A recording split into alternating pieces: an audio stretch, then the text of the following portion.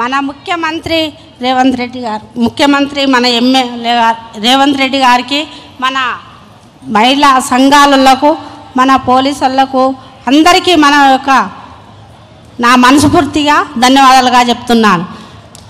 మేము సంఘంలో లేనప్పుడు ఒకలాగా ఉన్నాము, సంఘంలో ఉన్నప్పుడు ఒకలాగా ఉన్నాము. మాకు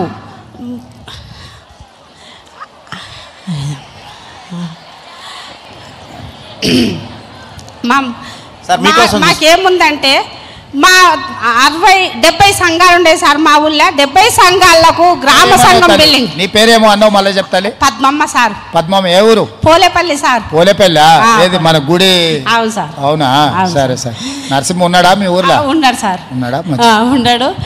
మన ముఖ్యమంత్రి మన కోసము ఎంత పోరాడుకుంటా ఈరోజు మన అందరుని తోలుకొని విమానంలో వచ్చిందంటే మన అక్కజల్లండ్రు ఈడ కోగిలా ఉండరు, ఎదురు చూస్తున్నారని పేరు పేరున మనల్ని తలుసుకుంటూ వచ్చిండు మన ముఖ్యమంత్రి. అంటే మన అన్న, మన సీరియల్ ఇన్ఫామ్ చూడు, మన అన్నకు ర్యాకెట్లు కడితే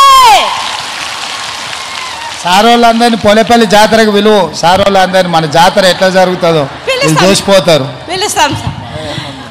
ర్యాకెట్లో పుణ్యానికి ర్యాకెట్ కడితే మనం ప్రసాద్ సార్ ఉన్నాడు కదా సార్, అమ్మమ్మూరు పోలేపల్లి మన స్పీకర్ సార్, మాకందరికి మైకులు ఇచ్చేది ఈసారి. మాట్లాడి మాకొక్కటి మా ఊరికి గ్రామ సంఘం బిల్డింగ్ ఒకటి శాంక్షన్ చేయండి సార్. మాకు చాలా ఇబ్బంది ఉంది, జాతర ఉంది కాబట్టి మాకు పెట్టుకునికే బిల్డింగ్ లేదు సార్. కదా ఒకటి సాయం చేస్తే మీకు రుణపడి సిఎస్ గారు సార్ రాసుకోండి అమ్మ. పోలేపల్లి ఇప్పుడు తౌలతా దీంట్లో దుద్యాలకు వచ్చిందా మండలం? కోస్గిలకు ఉందా? దుద్యాలకు వచ్చింది కదా బొమ్మరాజ్పేటలో. అవును సార్.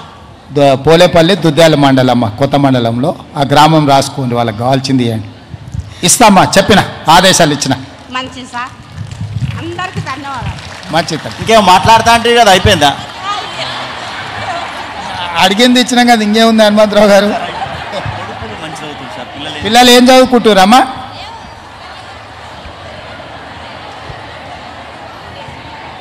ఎంతమంది కొడుకులు? పిల్లలు ఎంతమంది మొత్తం? సార్ 2 కొడుకులే సార్. నాకు 2 కొడుకులు సార్. ఒక కొడుకు, పెద్ద కొడుకు ఇంజనీర్ సార్, చిన్న కొడుకేమో డాక్టర్గా చదువుతున్నాడు హైదరాబాద్లో లోకల్ హాస్పిటల్లో సార్. నాకు బిడ్డలు లేకపోతే మా తమ్ముని బిడ్డను తీసుకుంటే డెంగ్యూ జ్వరం వచ్చింది 11 సంవత్సరాల కింద. నీవు ఎమ్మెల్యే ఉండవు సార్, నేను బొమ్మరాజ్పేట మండల సభకి ప్రజెంట్ నుండా. నా నీతోనికి పుర్రపెంట పని, పోలేపల్లి పుర్రపెంట పని తోలుకొని వస్తే నాకు ఛాయ రాపి గాంధీ హాస్పిటల్కి నీవు ఒక ఫోన్ చేస్తే 20 దినాలు ఉండాలంటే రేపు వరకు నా బిడ్డను తోలిచిండ్రు.